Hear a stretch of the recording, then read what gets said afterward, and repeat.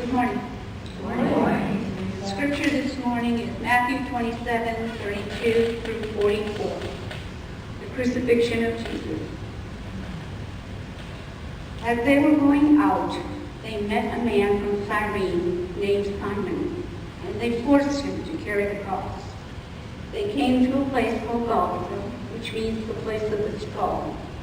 There they offered Jesus wine to drink mixed with gall. But after tasting it, he refused to drink it. When they had crucified him, they divided up his clothes by casting lots. And sitting down, he kept watch over him there. Above his head they placed the written charge against him. This is Jesus, the King of the Jews. 2 rebels were crucified with him, one on his right and one on his left. Those who passed by hurled insults at him, shaking their heads and saying, "You who are going to destroy the temple and build it in 3 days, save yourself. Come down from that cross if you are the Son of God." And in the same way, the chief priests, the teachers of the law, and the elders mocked him. He saved others, they said, but he can't save himself. He is the King of Israel. Let him come down now from the cross, and we will believe in him. Trust in God. Let God rescue him now if he wants him. For he has said, "I am the Son of God." In the same way, the rebels who were crucified with him also heaped insults on him.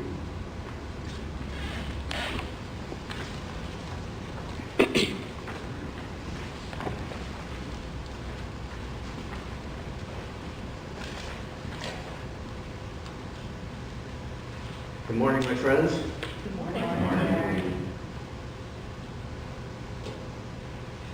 It is 6 weeks, 6 long weeks since that day that Hurricane Irma paid us a visit. And Pastor Kirby has dealt with this at length. The Sunday after the storm, we had a special service here where we shared personal experiences and feelings. We've all had a lot of cleanup to do at home and here at church, including repair of our steeple and clearing away of trees. And our church's back porch roof is still missing in action.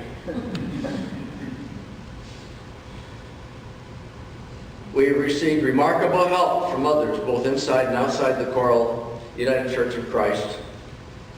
And our church has likewise made a significant contribution to the recovery of the Upper Keys.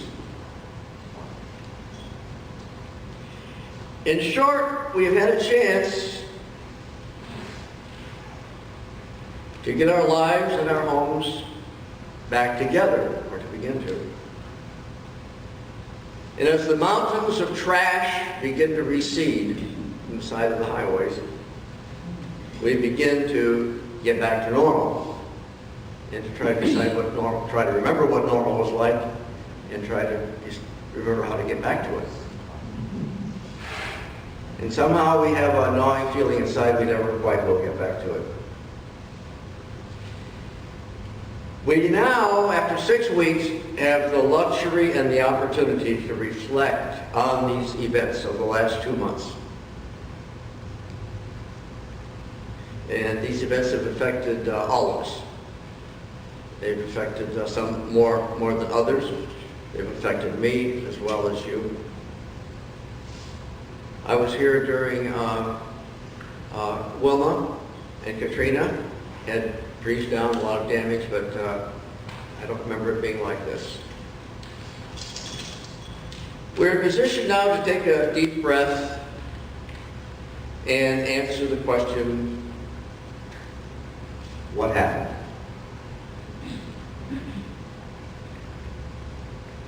I don't know how many of you watch Fareed Zakaria on CNN, but this is my chance to give you my take.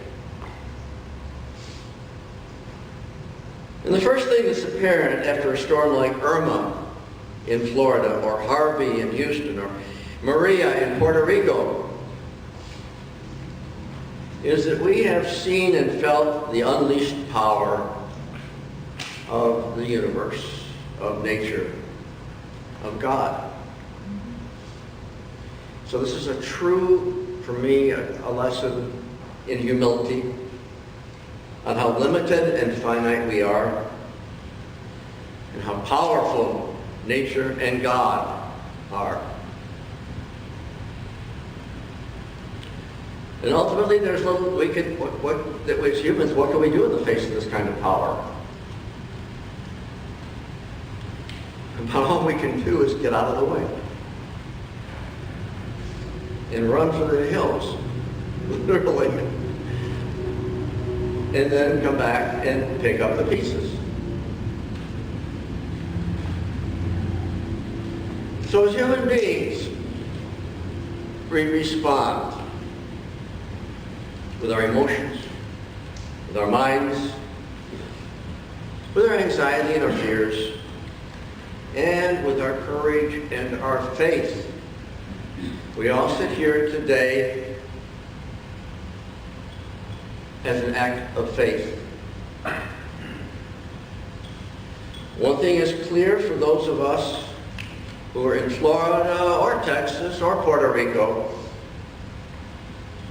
and Teresa and I have talked about this, as all of you have, and with your partners. We've been traumatized. We've experienced a form of what I call PTSS. You've heard of that? Post-traumatic storm syndrome. We've been reminded of our human vulnerability. As a result, we, and I'm speaking of myself, standing here this morning, are a little less confident, a little less smug, feeling a little less in control, and a lot more dependent, perhaps, than we thought we were on each other. We take the help and support of others less for granted now. We become appreciative of simple things. We become friendlier and closer with our neighbors, become bonded in a special way. We become more conscious of our interdependence upon them. I remember the day I first got back to my place on Rose Place. I couldn't get to the front door because of the trees that were down. I had two trees that big in diameter that were down in my yard. Another one taking out my electric and my cable, and all the fence was gone too. And I finally was working my way into the house. And neighbors from one side came down. They said, well, how can we help you? We got back yesterday, so we're already starting. How can we help you? I didn't expect that. And I couldn't think of anything except I looked in the washing machine. It's kind of out, it is outside. Not kind of outside, it's outside. It was full of mud. Yeah.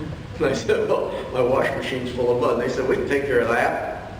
They came back with a pile of towels and a bunch of ammonia and everything, and they scrubbed the washing machine out for me. Wow, nice. And they left, they said, well, I said, well, here's your stuff, take your towels. They said, oh, we'll leave the towels, you're going to need them for other things too. They were right. And then neighbors down, 2 doors down from the other direction, came trotting down. They said, how can we help? And I said, I don't know.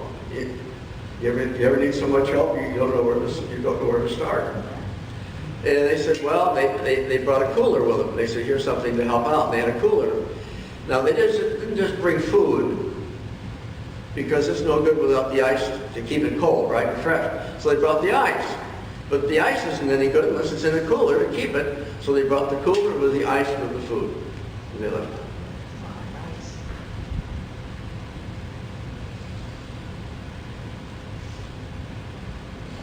Storms like Irma help us get in touch with deeper issues, like meaning of pain, suffering. What do we mean? What is pain? Let's talk about that in a very generic sense here. We know it's not only physical. It's not only the physically ouch kind, although that's bad enough. Pain can be emotional, it can be mental, it can be spiritual. There could be pain of not liking ourselves emotionally. There could be pain of not being liked or cared for or loved. There could be a pain of not being forgiven. We're familiar with this. There's the pain of rejection, of being punished, the feeling of loss from a hurricane, the feeling of being afraid. And we were afraid. Feeling of being alone. Some of us more so with others. And reaching into our relationship with our families and our partners in a deeper way than we had before. Now, we experience pain, as I said, emotional pain early in life.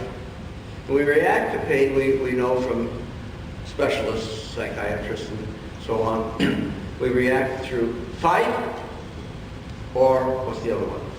Flight. Yeah. We become not only afraid, but we become angry. Why me? Why this happened to me? Don't they know who they're dealing with here? And we want to get even. We want to show them they can't do this to us. They'll think twice before doing this again. They don't know who they're dealing with, right? Especially the insurance companies. And so opposite is fight. To fight is flight, as we said. We run away or refuse to engage or become passive aggressive. Who needs them anyway? They can't treat me this way. We choose to be sometimes to protect ourselves alone, isolated. Other people won't get a chance to get in close to do that again. That won't happen to me anymore. I'll put my house on the market and I'll move to the mountains in the Carolinas where the hurricanes can't get to me. Have we heard that? Have we thought? Some of us have maybe even thought about doing it. So we now feel another kind of pain of being alone or being abandoned or abandoning our place and feel of isolation. The deepest pain probably is being afraid, as fear of death. That's been here. Of injury, that's been there. Destruction of our property. The fear is not of the bad things that happen, but the bad things that might have happened. How much worse it could have been, as in Puerto Rico. Do we want to trade our place for Puerto Rico? Fear of losing not only ourselves, our health, our well-being, but our homes.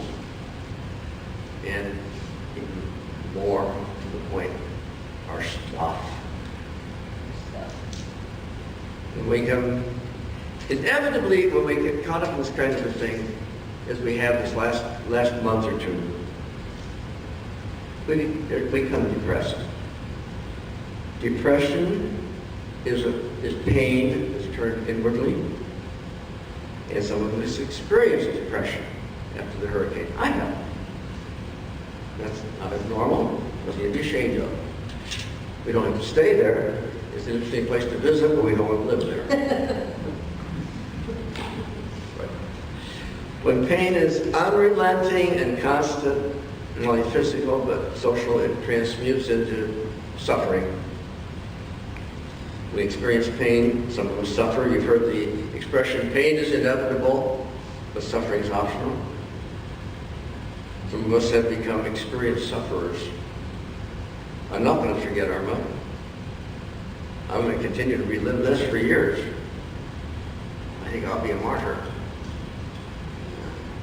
We have to be careful about these paths. So, what is our response to all of this grim picture of the meaning of pain and of suffering and of the hardship and the challenges that we've had this last 6 weeks? Does Christianity have anything to say about pain and suffering?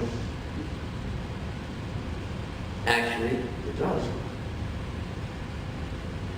Christianity is as much about human condition as it is about the divine condition. It's much about the meaning of pain as it is about the meaning of joy. Christianity is about, and our religion is about living and about life, the good and the bad and the ugly. Christianity is a religion that was originally, we need to remind ourselves, originally designed for people who were oppressed and hopeless and hurting. Not only physically, but socially. In traditional Christianity, the emphasis upon afterlife was the reward for the difficulties and the pain in this life. And although this is not the view of much of religion today, at best, Christianity has been historically about healing and recovery. Christ was noted for his miracles of healing. The blind man, the cripple, lepers, story of the Good Samaritan, woman taken in adultery. He's remembered for his friendships, his support, his emotional support of the outcast, the rejected, the tax collectors, the Sadducees and Pharisees. As he said, "Come to me, ye who are weary, and I will give you rest." We need some of that. We're entitled to it. It's promised to us. The story of Jesus' life is a commentary about healing people, touching them, removing their pain. The man possessed by demons, the leper, the blind man, the cripple. Some of the most remarkable sayings about dealing with pain and suffering. I'm quoting now from Luke. "He has appointed me to preach the good news to the poor." And we need to come here today for good news. We've got enough bad news, haven't we, the last couple of months? "He has sent me to proclaim freedom for prisoners and recovery of sight for the blind." Now, Christianity offers an even deeper moral about pain and suffering. And I have some reservations about some of the theology that's involved here, but I want to pass it on to you anyhow, because it's a very interesting perception. I have heard this expressed something like this: that even after creating man and woman, infinite and all-powerful God, because he wasn't human, could not understand really what it was like to be human.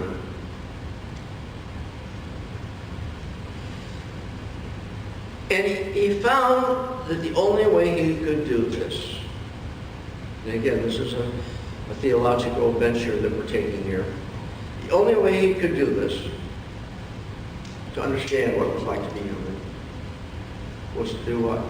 Be human. Be human. And thus become vulnerable himself. As he did. Being all-powerful, he could have avoided arrest, death, crucifixion, but choosing to be vulnerable, he elected to suffer the pain of an outrageous death that Teresa read about, so he could fully experience and understand what it was like to be one of us. His love was that great. It's a moving narrative,